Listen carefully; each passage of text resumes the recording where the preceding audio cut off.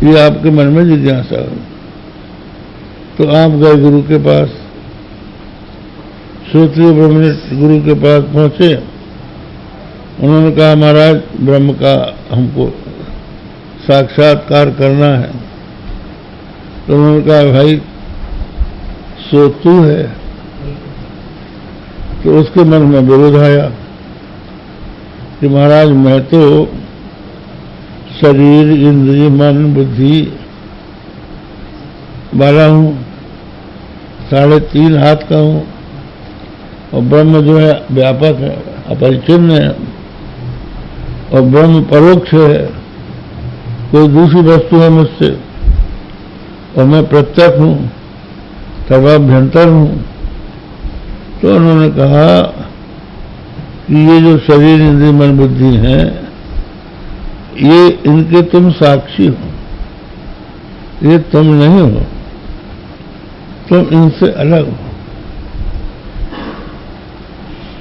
तो कहा पर वो जो ब्रह्म है वो तुम हो। इस तरह तत्त्वमसि के द्वारा जब दोनों का भेद बोधित हुआ तो जीव की परिच्छिन्नता दूर हो गई, और परोक्षता तो दूर हो ही गई है, परोक्षता तो है ही नहीं उसमें। और ब्रह्म की जो परोक्षता है और अपूर्णता है, अपूर्णता है, ब्रह्म की जो पूर्णता है वो जीव में आ गई।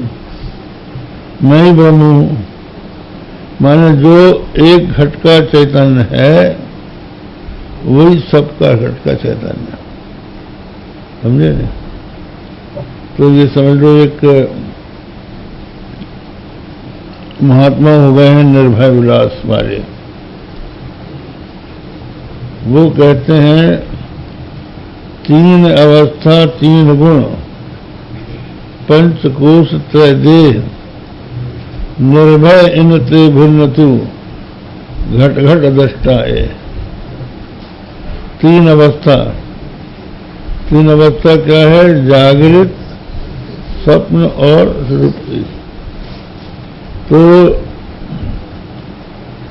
जागृत, स्वप्न और सुषुप्ति 3 अवस्था है, और 3 गुण है सत्व रज तम, और पंचकोश, अन्नमय कोश, प्राणमय कोश, मनोमय कोश, विज्ञानमय कोश और आनंदमय कोश, ये 5 कोश हो गए। और त्रय देह, 3 देह हो गए। कौन कौन? स्थूल देह, सूक्ष्म देह और कारण देह। तो 3 अवस्था। आत्मा जो है वो तीनों अवस्थाओं में एक रस है। जो जागृत में है वही स्वप्न में है, वही सुषुप्ति में है। जो सुषुप्ति में है वही जागृत में है। जो स्वप्न को देखता है वही जागृत को देखता है, जो जागृत को देखता है वो स्वप्न को देखता है। तो ये जागृत स्वप्न सुषुप्ति का परस्पर व्यतिरेक है, और आत्मा का सब में अन्वय है। तो ये तीनों अवस्थाओं से भिन्न है, हो गया। और 3 गुण, सत्वगुण, रजोगुण, तमोगुण, ये 3 गुण हैं। तो तीनों गुण जो है आपके अंतःकरण में आते हैं। जब आपकी इंद्रियां सचेत होती हैं और ज्ञान होता है, प्रकाश होता है, प्रसन्नता होती है तो सत्वगुण। जब मन में काम आता है, क्रोध आता है, कर्म में प्रवृत्ति होती है, रजोगुण। निद्रा आलस्य प्रमाद आता है, तमोगुण। तो ये अंतःकरण के धर्म है। आत्मा इनका साक्षी है, सीखने वाला है, हो गया। 3 अवस्था, 3 गुण, पंचकोश। अन्नमय कोश जो है ये पंच भौतिक शरीर हमारा आपका जो है ये अन्नमय कोश है। इसके भीतर पंच प्राण और पंच कर्मेंद्रियां जो है ये प्राणमय कोश है, और पंच ज्ञानेंद्रिय और मन ये मनोमय कोश है, और पंच ज्ञानेंद्रिय और बुद्धि ये विज्ञानमय कोश है। और आनंद जो है अज्ञान से प्रज्ञान, ये आनंदमय कोश है। तो इन पंच कोश का भी आत्मा साक्षी है, मैं साक्षी हूँ। और तीन देह, स्थूल देह को मैं जानता हूँ, आपातल मस्तक शरीर को मैं जानता हूँ। और जब ये सो जाता है तो स्वप्न में जो शरीर बनता है उसको मैं जानता हूँ। और मैं जब अंतःकरण भी उस समय सो जाता है, सुषुप्ति अवस्था आ जाती है, तब भी मैं आनंद का अनुभव करने वाला रहता हूँ। तो तीनों देह का मैं साक्षी हूँ।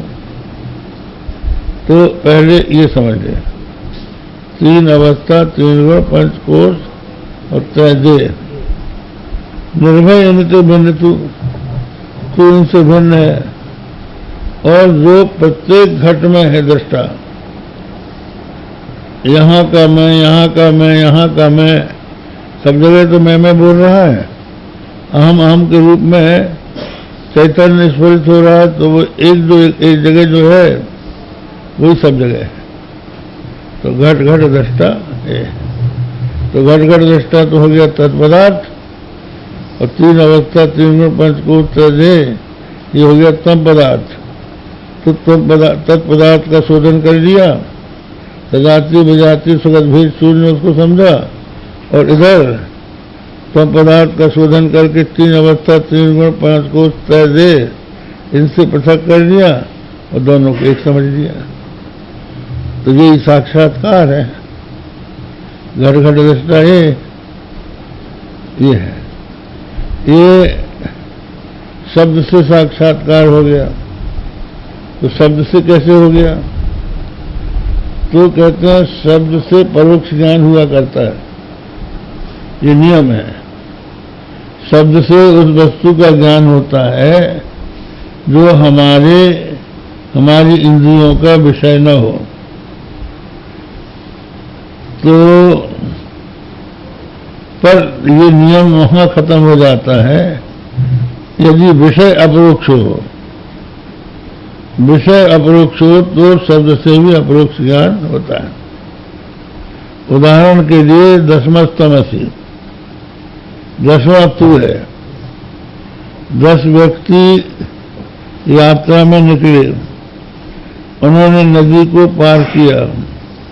नदी को पार करने के बाद अपने को गिनने लगे। तो उन्होंने अपने को छोड़ के गिना, 1 2 3 4 5 6 7 8 9, सबने 9 गिना।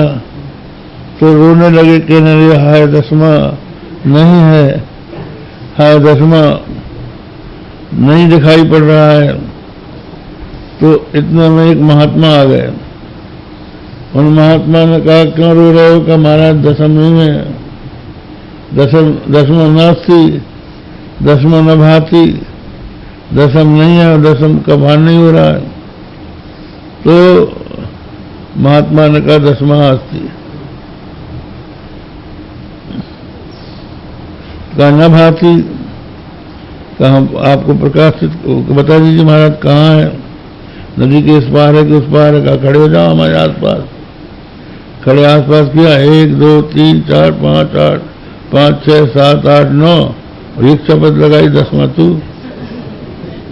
अपने को। तो उसको शब्द ही से तो ज्ञान हुआ।